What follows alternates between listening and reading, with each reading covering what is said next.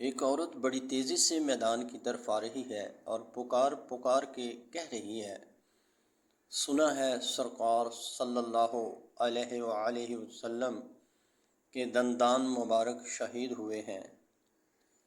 سرکار صلی اللہ علیہ وآلہ وسلم کے بارے میں بتائیں، اب کیسے ہیں؟ تو کسی نے کہا، تیرا بیٹا تڑپ رہا ہے۔ عورت بولی، میں پوچھ رہی ہوں سرکار صلی اللہ علیہ وآلہ وسلم کے بارے میں، یہ بتاؤ سرکار صلی اللہ علیہ وآلہ وسلم کیسے ہیں؟ جواب نہ ملا۔ وہ تھوڑا آگے گئی تو کسی نے کہا، آپ کا خامند زخموں کی تاب نہیں لا رہا۔ کہنے لگی، سرکار صلی اللہ علیہ وآلہ وسلم کیسے ہیں؟ جواب نہ ملا۔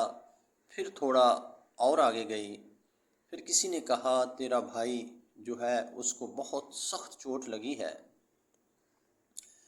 وہ پانی کے لیے تڑپ رہا ہے۔ کہنے لگی، مجھے یہ بتاؤ سرکار صلی اللہ علیہ وآلہ وسلم کیسے ہیں؟